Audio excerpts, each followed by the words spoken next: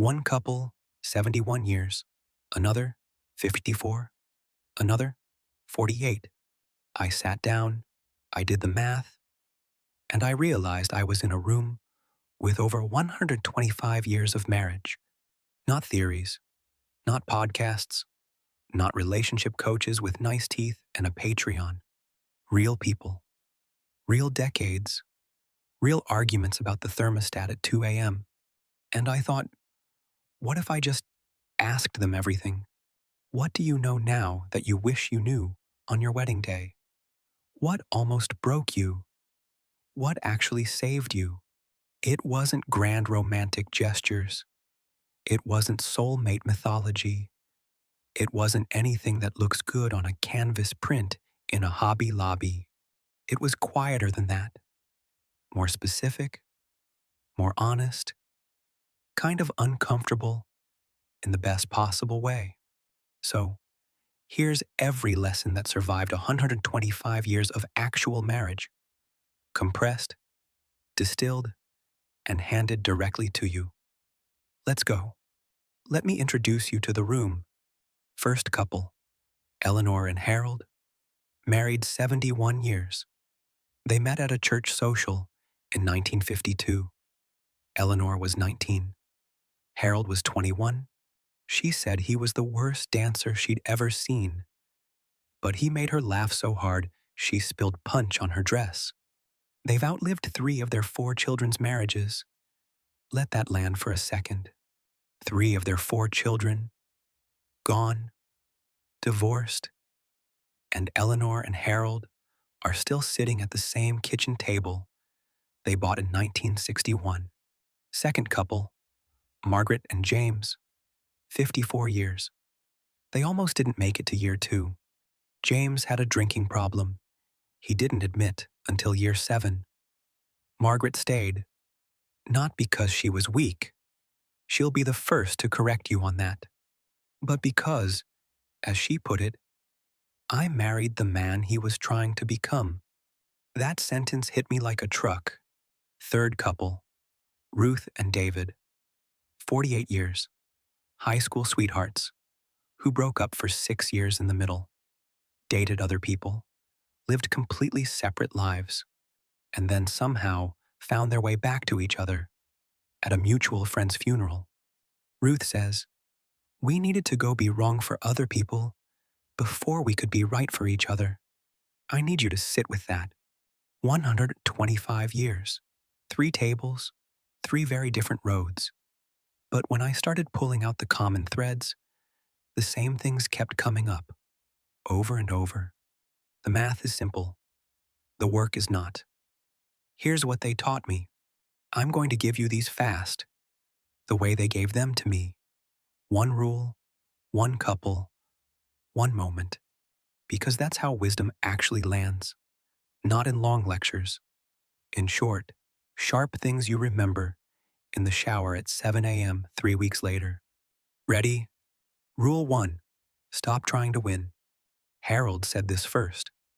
Then Margaret said almost the exact same thing. Then David said it in different words. Your brain is literally wired to win arguments. We are evolved to defeat opposition. We have been doing this for 200,000 years. You are fighting biology every single time you choose the relationship over being right. Harold figured this out around year 12. He and Eleanor had an argument about directions. Before GPS, obviously. Harold was convinced he knew the right road. Eleanor was convinced he didn't. Harold drove the wrong way for 40 minutes before admitting it. He said, I spent 40 minutes and $4 of gas proving I was wrong. And I thought, is this what I want to do for the next 40 years? Because if so, I'm going to need a bigger tank. 40 minutes, $4, and a marriage lesson that lasted 71 years. The math checks out. Rule 2. Boredom is not a sign something is wrong. Margaret said this, and I almost interrupted her because I wasn't sure I'd heard correctly. She said, boring means you're safe. Boring means nobody's in the hospital. Boring means you made it through another week. Boring is the dream. We have been sold this idea aggressively, cinematically. Spotify playlist sold this idea that relationships should feel like the first 2 weeks forever. They don't. They can't. Margaret and James went through stretches. She described one that lasted almost 3 years, where things were just fine. Not sparkling, not dramatic, just Tuesday, just dinner, just the same conversation about whether to repaint the hallway. She said, I used to think that meant something was dying. Now I know it meant something was alive. Quietly, reliably, alive. If you're in a relationship right now and things feel a little flat, pause on that. There's a difference between something is wrong and something is real. Margaret lived in both. She knows the difference. Rule 3, you will not always like each other. That's allowed. Eleanor said this, and she laughed when she said it. Not a polite laugh, a real one. Oh, there were years I did not like that man. Loved him, yes. Like him, not particularly. She listed reasons. He left cabinet doors open for 30 years. He had a phase, she emphasized, that lasted a decade, where he only wanted to talk about one specific kind of bird. One specific kind of bird. She said, I know more about the American goldfinch than any woman should. I did not choose this, but she stayed. Because she understood something. Love and like are different muscles. One is a commitment. The other is a mood. And you don't leave a marriage because you're in a bad mood. Rule 4. Never stop having something of your own. This one came from Ruth, and she said it quietly, like she'd thought about it for a long time before saying it out loud. I gave up painting when we got married. I thought, we're doing this right. I'm all in. And I almost disappeared. Not dramatically, just slowly, like I was fading out. She picked it up again at 58, started selling at local markets at 63. David said, the more Ruth had her own life, the more I wanted to be in it. I'm curious, is there something you've set down for a relationship that maybe you should pick back up? Drop it in the comments. Seriously, I want to know. Rule 5, say the thing. James said this with a weight that told me it cost him something to learn it. I spent years not saying things, not the hard things, not the scary things. And the unsaid things don't disappear. They just pile up. And eventually, you're living in a house full of things nobody said, and you can't even find each other anymore. Margaret confirmed this. The drinking. The years James didn't say, I'm struggling. The years Margaret didn't say, I'm terrified. The walls they built in silence. And the single conversation, 7 years in, that cracked it open. She said, he finally said the thing, the real thing. And I thought, oh, there you are. I've been looking for you. There you are. I've been looking for you.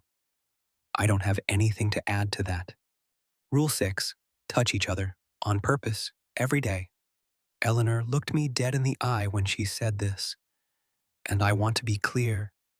She was 89 years old and completely unbothered. Hold hands. Not just when you feel like it. When you don't feel like it. When you're annoyed. When you're tired. The body remembers things the mind wants to argue about. There's actually research on this. Touch lowers cortisol, regulates the nervous system, signals safety to a part of your brain older than language. But forget the research for a second. Think about the last time someone you loved Just took your hand, unprompted, mid-argument, mid-silence. That's what Eleanor was talking about. 71 years of that. Rule 7, repair fast, recover together. David said something I keep coming back to. We're not better than other couples because we don't fight. We're just faster at coming back. Repair fast, recover together. 7 rules, 7 couples, a combined few hundred years of figuring it out. They didn't give me these as advice. They gave them as hard-won facts, the kind you only get by staying. I'll be back for the final part, the one about time. Okay, that was 7 rules, 7 moments, 3 couples, 125 years. But when I sat down afterward and looked at all my notes, and I had a lot of notes, everything collapsed into 3 themes. Just 3. Every rule I just told you fits into one of these. Here they are. Theme 1. The relationship is the third thing. This sounds abstract. Stay with me. Every one of these couples, in different words, said the same thing. The marriage is not about me. It's not about you. It's about the thing you're building together. Eleanor called it the life. James called it the team. Ruth called it the project. But they all meant the same thing. There's you, there's your partner, and then there's this third thing, the shared entity. And when things get hard, the question isn't, what do I want? Or what do they deserve? The question is, what does the third thing need right now? This reframe is everything because it takes the ego out of the equation. In the moment of conflict, when you zoom out to the third thing, suddenly the argument looks smaller. You're not opponents. You're 2 people who both want the same thing to survive. When you think about your relationship, or the one you want, do you think of it as a third thing? Something you're both in service of? I'd genuinely love to hear how you describe yours in the comments. Theme 2. Kindness is a skill, not a feeling. This one is the hardest one. I'll be honest with you. We talk about kindness like it's something you either feel or you don't. Like it shows up naturally when things are good and disappears when things are hard. But every person in that room, 125 years of evidence, said the same thing. Being kind when you don't feel like it is the whole game. Margaret put it like this: love is easy on the good days. On the bad days, love looks like choosing to be gentle when you have every excuse not to be. That word, choosing, she used it deliberately. It's a decision, made in a half second, in the middle of being tired, or hurt, or annoyed. 1,000 tiny decisions, across thousands of days, that add up to a marriage that lasts. The feeling catches up, but you have to make the decision first. Theme 3. The long view changes everything. Harold said something near the end of our conversation that I keep coming back to. He said, when you're 25, a bad week feels like a bad marriage. When you're 75, you know a bad week is just a bad week. Ruth and David had 6 years apart. 6 years where they were, by any measure, over. Done. Living separate lives. Building different futures. And then they ended up back together. The long view says, you don't always know what a chapter means while you're in it. Hard stretches are not verdicts. The person across from you today is not the finished version. Neither are you. And here's maybe the quietest, most important thing I took from all of it. Eleanor said, near the very end, I fell in love with Harold about 6 different times. He was a different man each time, but I kept choosing him. 6 different men, 6 different versions, same person, 71 years. She kept choosing. All right, you've made it this far. which means you're the kind of person who actually cares about this stuff. And I appreciate that, genuinely. So here's your practical checklist. Not theory, not inspiration poster stuff. Actual questions you can sit with today.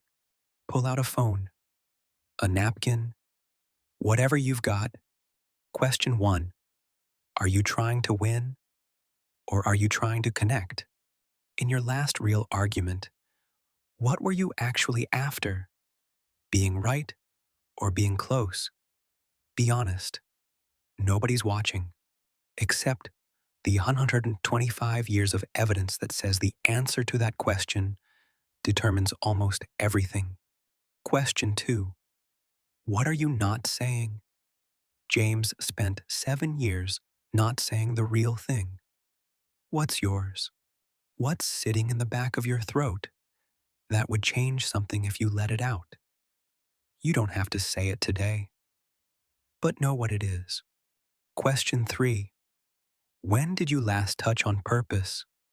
Not reflexively, not automatically, on purpose.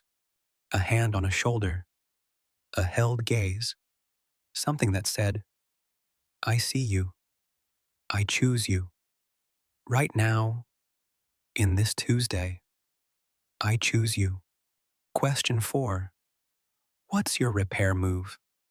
David and Ruth had their shorthand, their way of reaching back toward each other without a full conversation. What's yours? If you don't have one, maybe that's worth figuring out together. Not during a fight, on a good day. Game plan it. Question 5. What have you set down that you should pick back up? Ruth's painting, her nearly faded self. What's yours? What did you quietly put away for the relationship that actually, paradoxically, might make the relationship better if you brought it back? Question 6. Are you tending to the third thing? Not just you, not just them, the marriage itself, the project, the life you're building. When did you last check in? Not on each other, but on it? Is it what you both wanted it to be? Is it moving in the direction you both agreed on? Does it even need a new direction? 6 questions, not 62. Not a 30-day challenge with a journal and a meditation app. 6. You can do 6. Harold managed 71 years with roughly the same principles, and the man barely used a telephone. You'll be fine. 6 questions, stolen from 125 years of accumulated wisdom. Sit with them. I want to end with something that has been quietly sitting under everything I've told you. 125 years is a number. It's impressive. It got you to click. But numbers aren't the point.